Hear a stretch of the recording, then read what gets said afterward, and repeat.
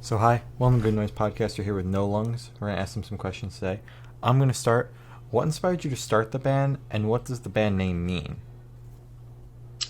Um, well, basically, I've been playing in a bunch of different bands. I started as a drummer, and I've been playing in a bunch of different bands for the past few years.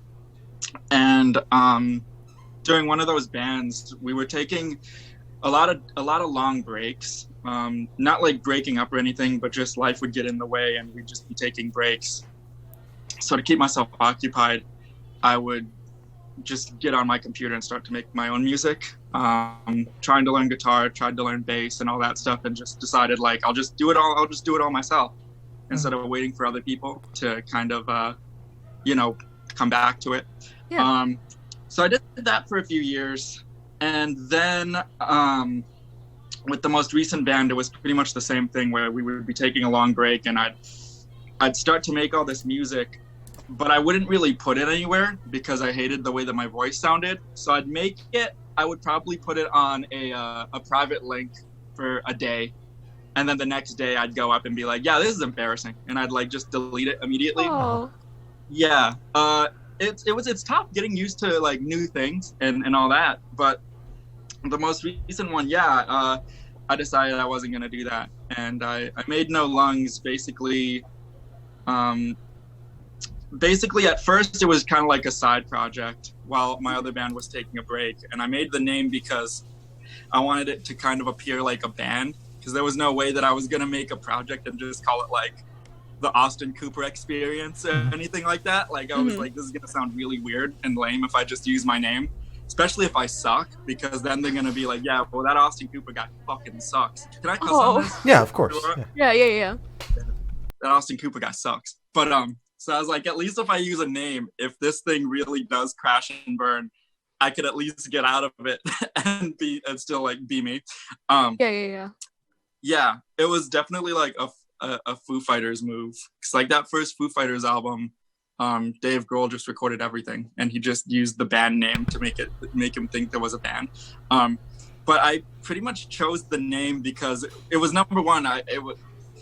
I didn't expect to put the music anywhere more than like a day, so I didn't really give two shits about the name I was going to use, because I was like, well, it's only going to be online for a day. And then chose the name No Lungs basically, and I'm still trying to find a way to like describe it accurately, but I basically chose No Lungs as a way to, because I get anxious like really easily around crowds, around people I don't know. And it almost feels like I can't breathe. Almost feels like I got no lungs in that sense. And so I chose that name because what the object was the songs were gonna be the things that I wasn't scared to talk about, or wasn't scared to say, or anything like that. So chose the name and put the music up for a day. And then I was all like, well, you're not going to do it. You're not going to keep it up for a day. You're going to try to keep it up longer this time. So I kept it up longer, and I just did it that way. And then I just kept it on for forever, I guess, at this point. It hasn't gone off yet. So yeah, that's kind of how I started it, at least. Cool. Wow. Yeah. That's sick. I like the meaning behind the name as well. I get that. That's awesome. Thanks. Yeah. Everybody thinks it's a smoking reference. Because apparently if you search No Lungs, there's like a meme that came up where it would say like at the top, it'd be like, no lungs, no lung cancer. And I'm like, this isn't funny at all. Like, what kind of avant-garde meme is this? So everybody's asking me if it's a smoking reference. I'm like, dude, I've never touched a cigarette. I didn't even start smoking weed till I was 22. I was like, I don't know what this is. Whatever. Yeah, that's fair. I thought it was a smoking reference, but hearing your actual like answer to it makes a lot more sense. Cool. And it didn't help too, because I've been putting out all this music in albums, and the second album had a picture of someone smoking on it. Oh. And he looks kind of like me. Like, he looks kind of weird with like the shaggy hair and stuff. You can only see him at like the far like left corner of the picture, but I was like, hindsight 2020, I was like, yo, that was a stupid decision. Maybe not do that next time. Yeah. That's fair. Well, I mean, you live, you learn, and You'll learn, dude. Exactly. It's fine. It's fine. Yeah.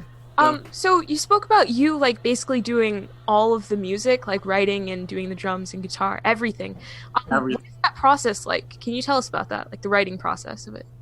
A lot of screaming to myself, a lot of playing drums, and then I'm just like, fuck, like I can't get this one part, because I started as a drummer, so I would expect that the drums would be the easiest things to do. Yeah. But turns out for me, I'm such like a perfectionist that the drums are the hardest things for me to do. I'm recording a new album right now. And I'm about 60% of the way through. I still got a couple days that I gotta like play drums and do all that stuff. But I'm dreading them because I hate doing the drum days. But other than that, I mean, the whole process, I mean, it usually starts with me playing either guitar, or it's something that a lyric would hit me and I'm like, oh, well, that sounds kind of cool. Maybe I can use something. So basically in my notes on my phone, it's just lyrics after lyrics after lyrics of just random things that I hear in passing or just or anything like that. And then I just kind of, it's just a lot of self-discipline too, because I don't have to worry about one part of it. I have to worry about literally the entire thing. So it's like, okay, well, if I have my day job on these days, I'm going to do the drum day on this day. I'm going to do the guitar days on this day. I'm going to do vocal days on this day. And then I just kind of go for it. I mean, that's kind of like the whole process behind it is, you know, I come up with a song pretty much just like any other person in a band. And then the only difference is I have to come up with the drums, and I have to come up with the bass, and I have to come up with the, I got to kind of mix it all myself too. And it's like you could definitely go to people who can mix stuff and make it sound way good. But I've been offered, like, there've definitely been people that were like, hey, you should come in and mix it with me. And I just like the challenge of it. And I like kind of how raw, and because like one of my favorite albums is Pinkerton by Weezer. And that album is like super raw. And they produced it themselves. Yeah. So they produced it themselves, they mixed it themselves, and all the early car seat headrest stuff, he mixed it all himself. So I'm still stuck in that thing where I'm like, yeah, I'm just gonna do everything myself. So it starts out the same though. It starts out like, yeah, I got an idea for a song, write it. And then instead of that, it's just like writing everything else. All right. Crazy. Yeah. That's like a lot. So you're doing very well. Yeah. Oh, yeah. And when we play live, I have friends, great pals that kind of back me up and help kind of make them work live. And sometimes when I'm recording, I'm like, dude, this would be way less hard if you just had them record with you. But I'm too stubborn. I want things to sound like how I hear it all in my head. Yeah, that makes sense. Yeah. So how do you feel about the reception to your new single? Like, Means to an End, you know? I feel really good. I'm trying to think of like the right way to like describe it, because I haven't really been talking about it that much. We put out a single, even like saying like in a band context, saying like we put it out, but in my head it's like I put it out myself. So it's like No Lungs. We put out a single called Kurt Cobain in the latter part of last year. That's been doing really like well, and we played a whole bunch of shows, and there were people that kind of knew the words to that one. So when Means to an End kind of came out, that was the first night of our tour, and I just kind of put it up in the middle of like California somewhere, because we're from Arizona. So we were the first night of our tour, I was in California, and I put it up, and then it's been different, I guess, from all the other albums that I put out and all the other singles, I guess, because it seems like at this point I'm starting to get a lot more like engagement, which is nice. A lot more people like sharing it. The Spotify's and all that stuff, as much as I don't try to pay attention to numbers and stuff, like I've noticed things like that going up. And I've noticed means to an end like getting some love. I like that. So yeah, I mean, right now I'm really hyped on it. I was gonna put out another single. It was gonna be on this magazine or this website, I guess, yesterday, but I emailed them like literally that morning, and I was like, hey, let's postpone this. Let's not do it right now. So yeah. And I was like right at the very end too, I was all like, I think we can swing this. Everything's going on with like the BLM and everything. And I'm like, you know what? In regards to all this, I still think we can swing it. I think we'll be able to make this work. And then like the morning of, I was all like, no one really needs to hear a song by just me right now. We'll scrap that for another time. So yeah, I don't know. So I'm hoping that the next thing I put out gets just as much love as Means to an End. Yeah. So where was your headspace while you were writing that song, Means to an End? Where was my headspace? I wanted to write a song that would end an album. Okay. I wanted to write it kind of like a song that would play during the end credits of like a really like a coming of age type film or like a romantic type film. Yeah. And the lyrics in it, like the chorus is just like, I think what were the lyrics? It was like, just because we're burning bright doesn't mean that it'll burn forever or whatever. And I was like, that was the first thing that hit me. I was like, that's kind of a cool lyric. And I noted it down in my phone. And then I ended up just writing, and what I was writing sounded like the end of an album, because I'm always thinking in like terms of like albums. So I'm thinking the song I was going to put out was going to be the first song from the album, because I'm like, okay, I need a cool song to like open an album or open a show or something like that. Yeah. And then I'm like, I need a cool song to end an album, to end a show or something like that. So Means to an End was going to be is, I guess, like the last song, just because I wanted to write something that was like kind of poppy and upbeat. But at the same time kind of like embraces like, just because you're doing well right now, or just because whatever we have right now is great, like it doesn't mean that it's always going to be great. So just kind of like observing that too. That's what my headspace was. It was a weird headspace. Yeah, that's fair. Wait, so you said you wanted to write the song as an ending track. So do you like plan out the album before you even start on it? Like, did you like write it from start to finish and then be like, okay, I'm done, so that's the end track? In a sense, I kind of plan it that way. Mm-hmm. But like, it's weird because I know the beginning track like this. Usually I'm really good at like spotting the songs that's going to start the albums. Like I don't know how deep into the Discogs you went with the Lung stuff, but like all the first songs I wrote them and I was like, yeah, this is going to be it. This is going to be the first song because I can't top this in the first song. For the last album, I was going to do actually the only exception was the last album. It was called See You There, and it came out last year. And the first song was supposed to be a like a slow piano kind of track. And then about midway through, I was like, nah, this is lame. Let's start it with a big rock track. So I kind of scrapped that and was like, yeah, let's just go for that.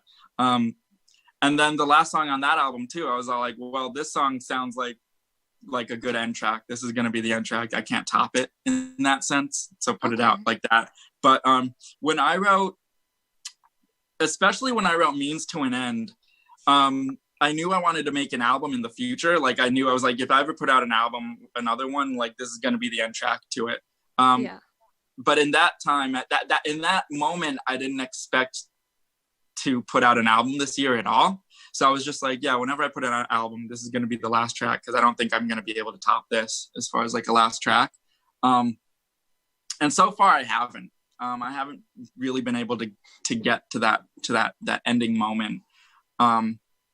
But it's kind of, so like I'd start with either the first tracks or the last tracks and then fill in everything kind of in between.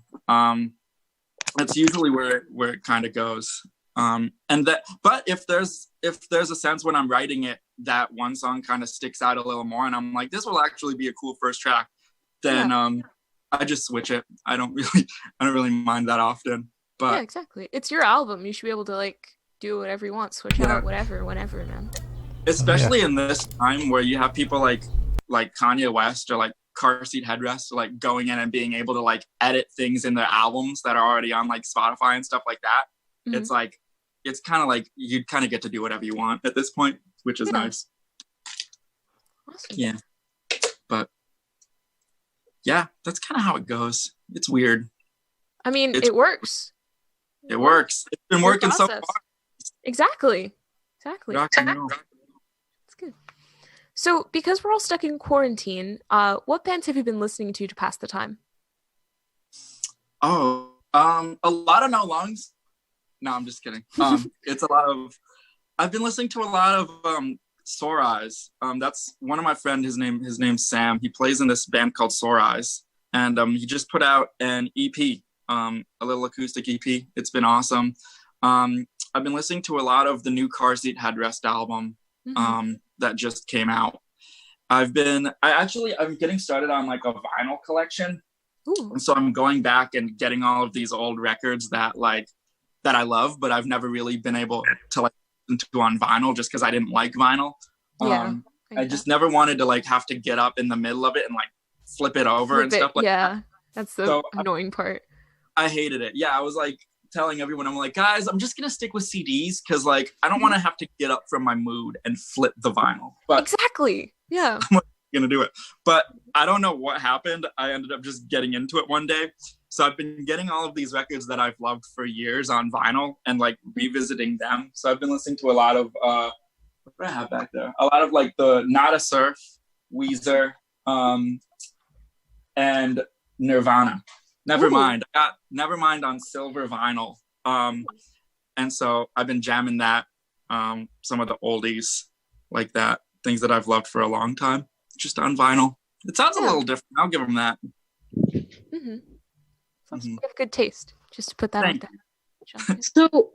So Glory just mentioned, about the quarantine and all that. So because we're all stuck at home, are you working on any new projects that you can tell us about? I'm working on an album. That's been taking up a lot of the time. At first, when I first started the quarantine thing, this whole quarantine thing has been so weird because we went on tour in March and we got back, and literally the day we got back was the day that kind of shit hit the fan, and we didn't even know if we were going to play the show that night because everything, like, we were like, are they going to close? Like, what's going to happen? So when we got back, the next week, I ended up making this like quarantine like covers compilation. I put it on Bandcamp, and I just recorded just a handful of songs that I really like. So I did that, but that wasn't like a huge project. It lasted like a day or two of just recording it, and then I just put it all up.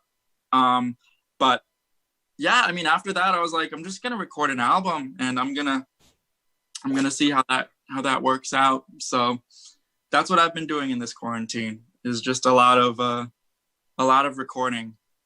Wow. Wait, so this entire album that you're working on now has been like recorded entirely in quarantine? Close.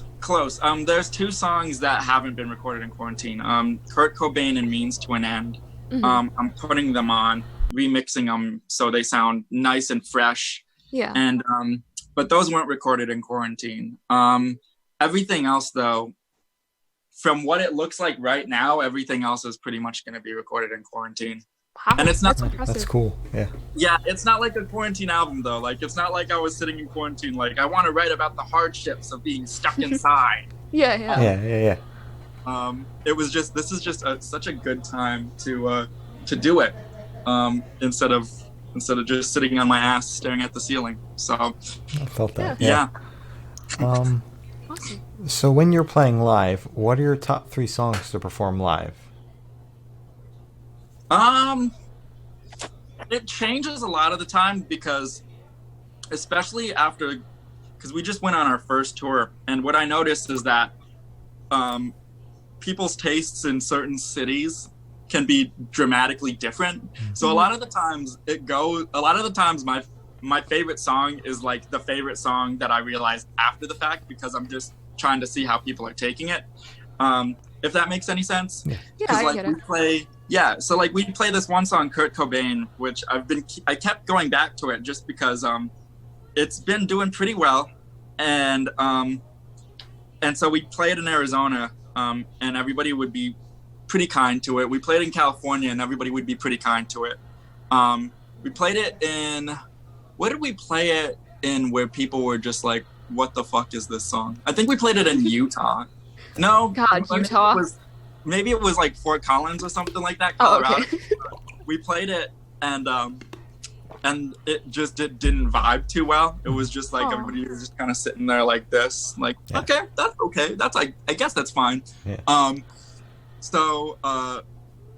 But for a long time, I think still Kurt Cobain's such a fun song that we've been playing. There's one called Sleepwalk My Years Away, where it's like the same thing. It's like the last song on that last album, where it was like, I'm gonna write a song that's gonna be the end of the album. It's gonna be sick. So we'd end a lot of our shows with Sleepwalk My Years Away, and I'm like huge. I'm not huge into Fiddler, but I definitely had like a Fiddler kick where I'd see them a few times. And what they'd do is they'd have like everybody sit on the floor before they play like one of their last songs. They'd have everybody sit on the floor, and then when it starts to kind of hit, everybody would stand up and just go crazy.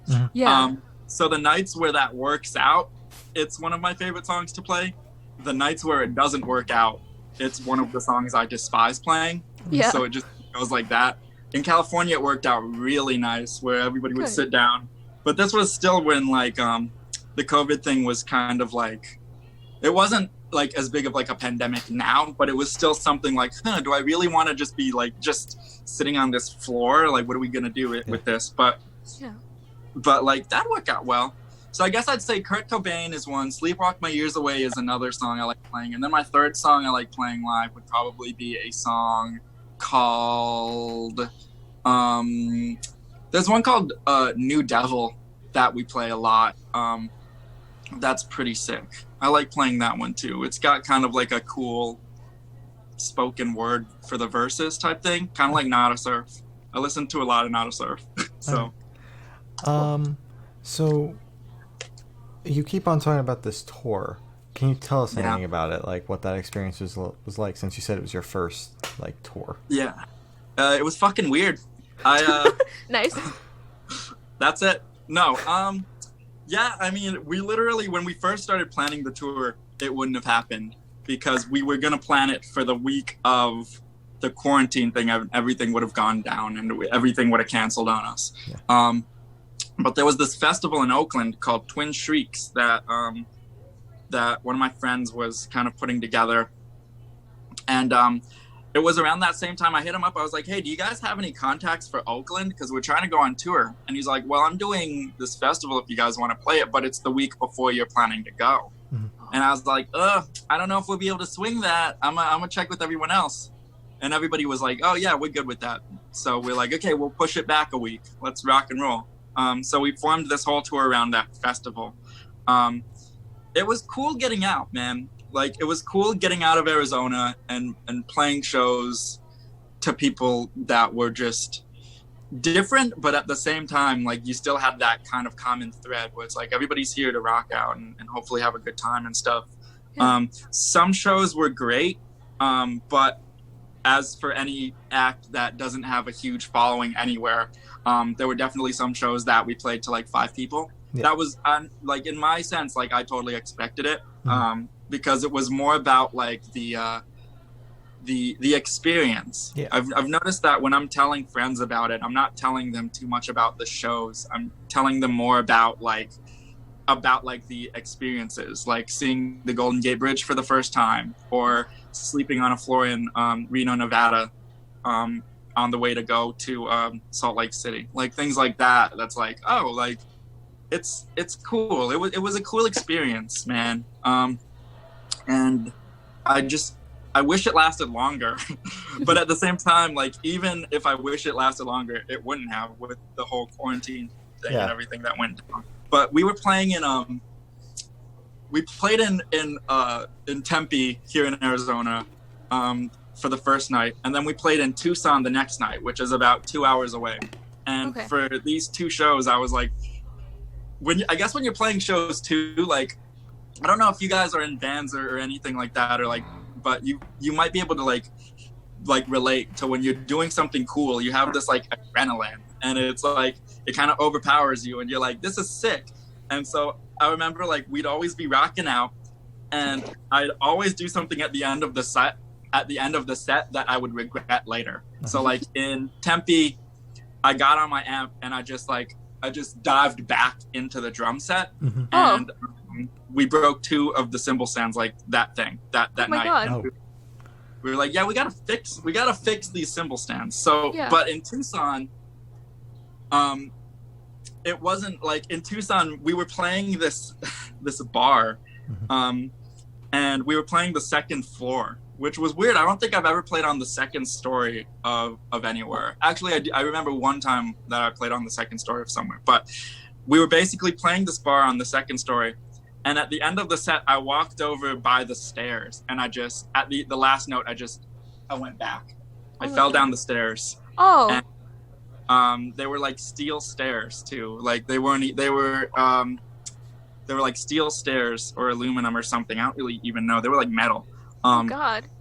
Yeah, and at first I thought I broke the neck of my guitar. I was like, dude, I'm fucked. Like, I broke my guitar. And then I realized that I didn't break the guitar, but I ended up spraining my leg really bad. But thankfully we didn't end up leaving the state actually until a week later. So I had time to heal and stuff like that. But we were playing in Utah, and I guess I jumped off my amp and I landed the wrong way, because I just re-sprained myself for the rest of the last like 3 shows or whatever. Dang. So the last 3 shows, like on stage or on the floor, wherever you're playing, it's like I was like rocking. I was like, this is great. But once the adrenaline wore off, I was like, I'm in so much pain. I need to go to the motel right now, and we need to amputate it. Just cut the damn thing off. Oh my God. So you've got this thing with like falling backwards and breaking something or breaking yourself. Okay. Breaking myself, yeah. I'm very much in the camp of not everybody's gonna like the music you play, because a lot of times, sometimes people can go there just to see a different band, and if you're lucky, they'll stick around and watch you. So I'm like, even if you don't like the music we play, I at least want to put on a show and give you something that you'll be able to kind of remember, and something to take away. I've definitely seen a bunch of bands that had great songs, but like I can't remember too much about them just because the show was just so like kind of like one-dimensional, I guess. So I've really been like, yeah, I was like, I'm gonna fuck my body up, guys, and it's not gonna be pretty, but we're gonna do it. It's gonna be memorable. Yeah. We're gonna give someone some memories sometime. I still have yet to get a good video of me falling back, because like if someone got a video of me falling back down those metal stairs, I'd be done. Like, I'd be like, okay, guys, here's all the money in my bank account. Like, here's all $50. Take it. I mean, maybe it would go viral, you know, and then you get a big ass following because you're just known as the guy that falls down the metal stairs. Like, I don't know. Exactly. And then people ask you to do it. Oh, Yeah. Oh yeah. Play the video again. They're like, do the thing.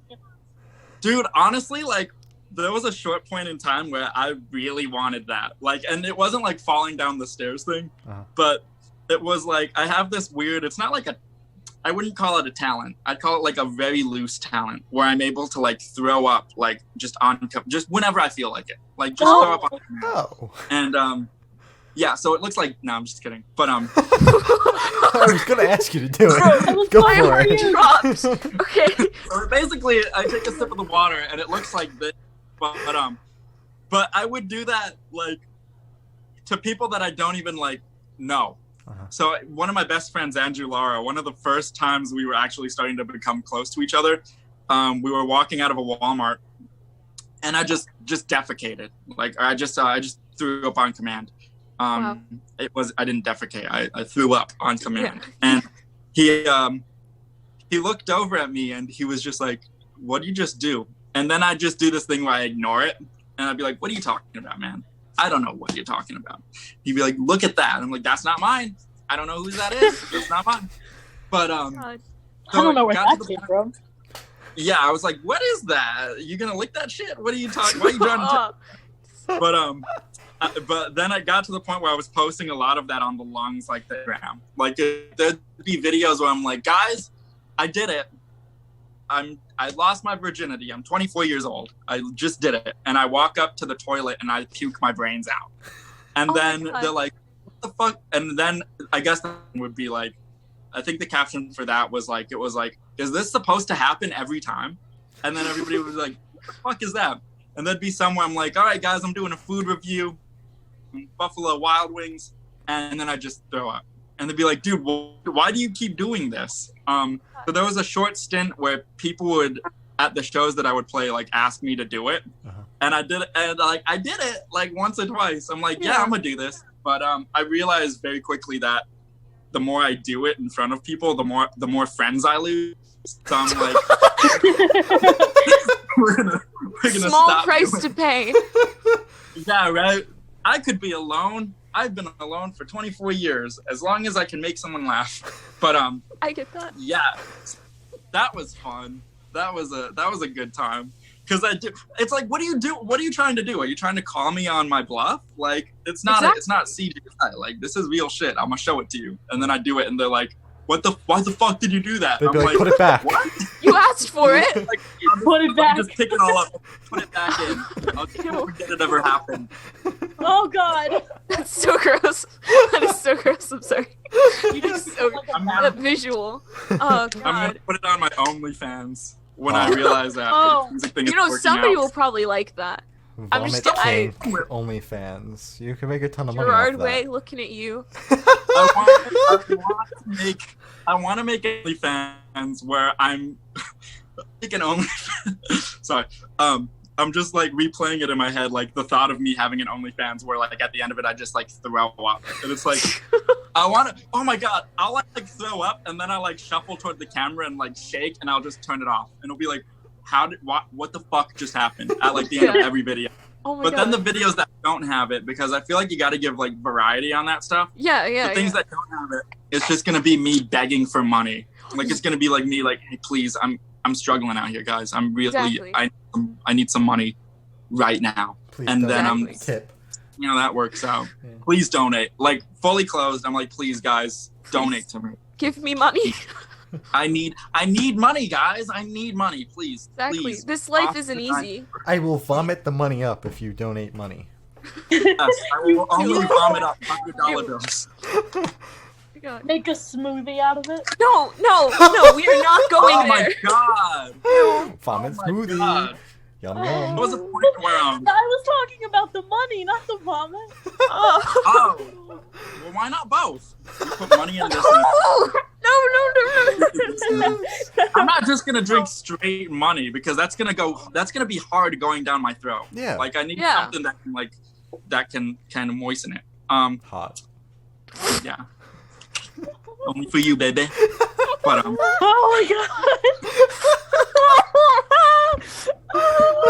I'm waiting for you guys to turn this off. Yeah, we got a bad guest. Cut the cameras, guys. Let's Cut get the this cameras. thing. We're done. We're done. Guys, We're I done. quit live. We're done. Who's I next? can't take this anymore. Oh my God. Okay.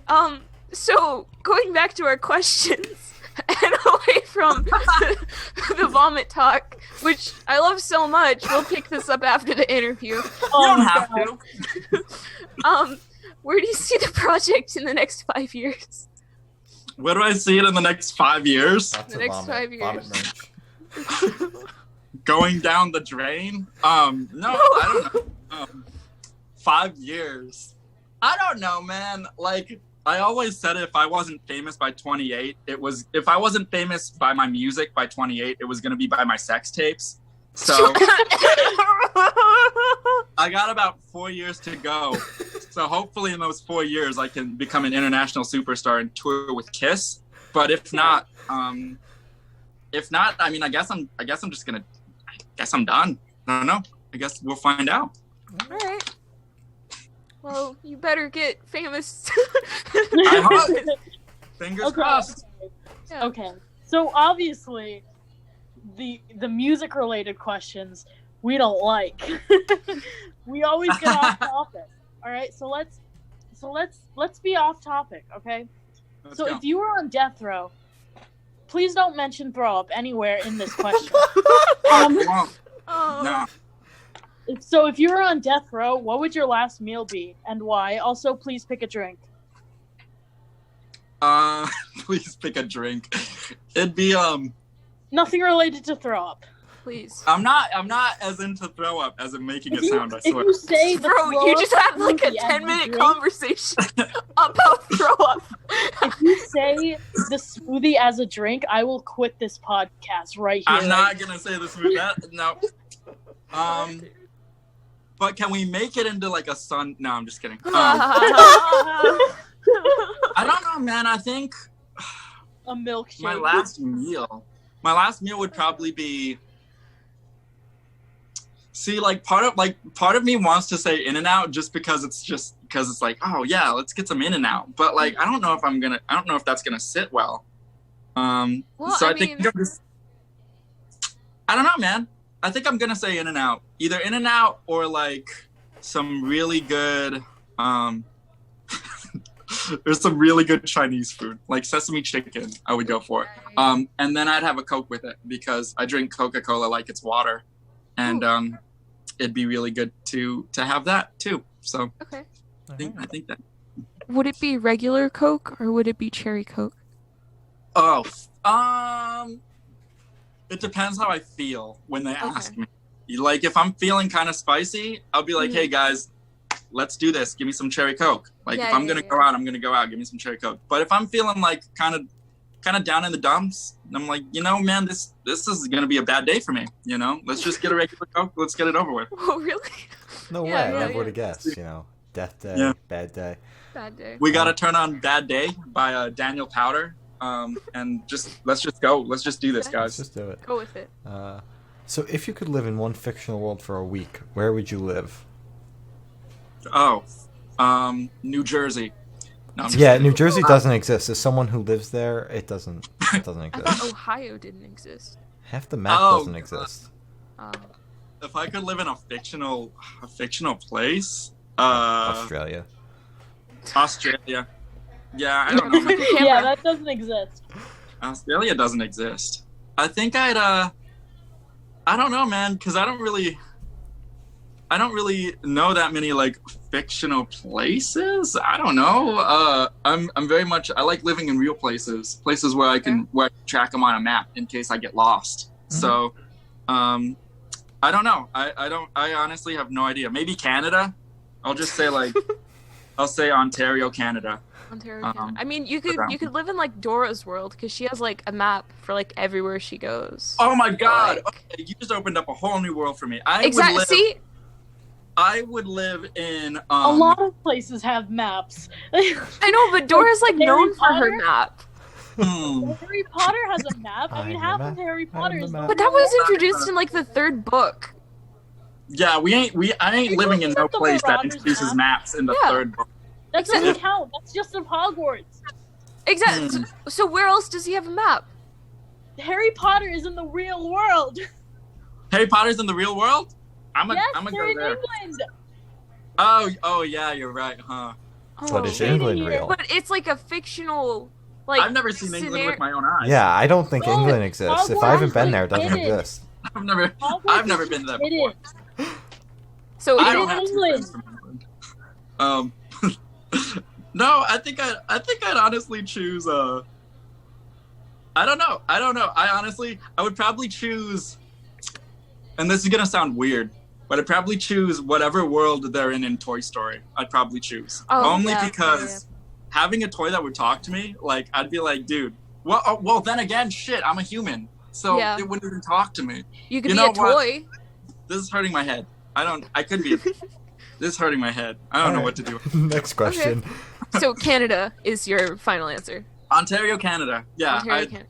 Let's go Sounds there. good. Canada doesn't exist either. It's perfect. Exactly. It doesn't exist. Yeah, I haven't been there. It doesn't exist. Exactly. I haven't seen it. The only place that exists for me right now is Virginia and Florida. So that's Virginia. it. What the heck? Oh, I forgot. Anyways. Bruh. Well, I thought Shane lived in Florida for a second. Anyways. No. Wait, do you guys all live in separate states? Is that what I'm getting right now? yeah. Yeah. That's wild. It Shit. is. Are you guys like internet friends or something, or were you guys living in the same state at one point, and then like someone had to move, and you're like, well, shit, let's just keep up on Zoom and we'll see each other. Like, how'd that work? We met on Discord. Yeah. Yeah. So, Hell yeah. internet friends. Yeah. Internet friends. Oh. So I like. I have the honor of asking the last question, and some Yeah. may say it is the most important question. What is your favorite color? I like teal. Teal's a cool Teal. color. That's a very I think good we color. Go with that. All right. Like, yes. Teal. You love to see Teal. it. You'll have to see it. So, as Glory said, that is all the questions we have. Is there anything you would like to plug? I want to plug number one. I guess like I don't know when this goes up, but I guess it'd still be pretty relevant, especially considering like the times we're in right now. BLM, go donate. You've seen the links on Twitter. You've seen all these people. I know you're sitting at your computer like, oh well, I'll donate tomorrow. I'm not gonna really donate. Go up there, spend a couple bucks, go do the damn thing. I'm too scared to go out and actually protest because I've seen the videos of people with their eyes getting caught out. Yeah. People say just go with goggles. I'm too fucking nervous. But Yeah, that's valid. you're able to go out there, do the protests because it's really working. I'm starting to see some real change, Yeah. and I know that we're I know I'm so proud of like what everybody's doing right now. So and then when you're done with that, there's a new No Lungs album coming out in the summer Ooh. called What You Don't Want to Happen Is Happening Right Now. It's the No Lungs album with the longest title. It's never gonna fit on your iPods or your iPads or your Spotify's. So that's gonna be fun. But that's coming in the summer. And then everywhere else is the No Lungs, like Facebooks and Instas and all that. It's No Lungs and then AZ for Arizona. All right. Sick. Yeah. Cool. So thank you for sitting down with us. This has been No Lungs, and we're the Good Noise Podcast.